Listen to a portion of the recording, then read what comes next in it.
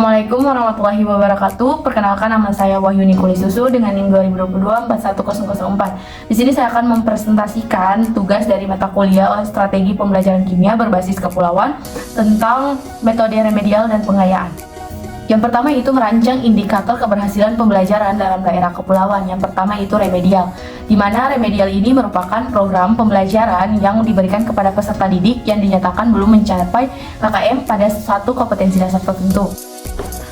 Selanjutnya itu tujuan remedial. Yang pertama yaitu agar siswa memahami dan mengenali dirinya, khususnya yang menyangkut prestasi belajar, misalnya dari segi kemampuannya, dari segi kelemahan, dan juga dari jenis sifat kesulitannya dalam menerima materi. Yang kedua itu adalah memperbaiki dan mengubah cara belajar ke arah yang lebih baik. Yang ketiga, memilih materi dan fasilitas belajar secara tepat untuk mengatasi kesulitan dalam belajar. Yang keempat yaitu mengembangkan sikap-sikap dan kebiasaan baru yang dapat mendorong tercapainya hasil belajar yang baik.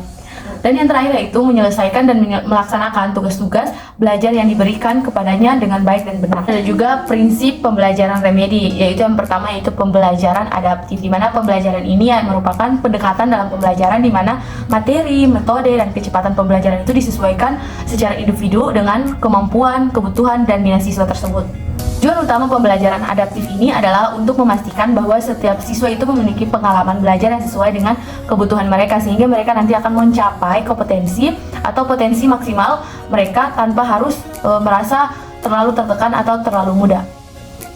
Yang kedua yaitu pembelajaran interaktif. Pembelajaran interaktif ini merupakan pendekatan pembelajaran di mana itu siswa harus aktif dan terlibat dalam proses pembelajaran melalui berbagai aktivitas yang mungkin mereka itu berpartisipasi secara langsung dalam pembelajaran tersebut. Misalnya bisa dilakukan dengan kegiatan diskusi kelompok, simulasi, dan permainan peran. Yaitu fleksibilitas dan dalam metode pembelajaran dan penilaian, di mana dalam prinsip ini itu sangat penting untuk memenuhi kebutuhan dan gaya belajar dalam beragam siswa, di mana ini mencakup kemampuan untuk menyajikan materi pembelajaran, di mana metode pembelajaran secara fleksibel ini bisa digunakan dengan beberapa metode pembelajaran, misalnya metode ceramah, metode diskusi kelompok, simulasi, proyek berbasis kolaborasi, dan pembelajaran berbasis masalah. Yang keempat yaitu pemberian umpan balik sesegera mungkin, di mana prinsip ini itu adalah praktik yang sangat penting dalam dunia pendidikan karena dapat membantu siswa untuk memperbaiki pemahamannya itu secara cepat dan mengkoreksi kesalahan-kesalahan sebelum kebiasaan buruknya itu dia semakin berkembang.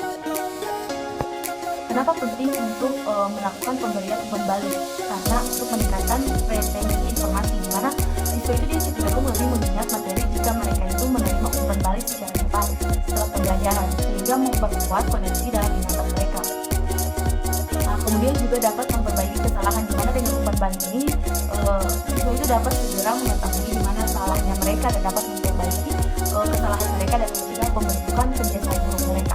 Terakhir atau yang kelima itu kesinambungan dan ketersediaan dari pemberian pelayanan, di mana pemberian pelayanan ini itu dia merujuk pada upaya untuk menjaga kontinuitas dan ketersediaan layanan pendidikan atau bantuan siswa secara konsisten dan tanpa hambatan. Selanjutnya ada bentuk remedi. Bentuk remedi yang pertama itu pembelajaran ulang. Pembelajaran ulang ini dilakukan apabila semua peserta didik itu dapat mengalami kesulitan, di mana pembelajaran ulang ini bisa dilakukan dengan cara menyederhanakan materi, variasi cara penyajian, dan menyederhanakan teks atau pertanyaan. Yang kedua yaitu metode tugas, di mana metode tugas ini merupakan suatu metode mengajar yang diterapkan dalam proses belajar mengajar yang biasanya disebut dengan metode pemberian tugas, yang dimana guru itu akan memberikan tugas setelah pembelajaran untuk dikerjakan di rumah. Di sini ada program remedi, di mana kompetensi dasarnya, misalnya di sini materi yang saya ambil yaitu sifat koligatif larutan. Untuk kompetensi dasarnya yaitu dapat menganalisis fenomena sifat koligatif larutan, penurunan tekanan uap jenuh,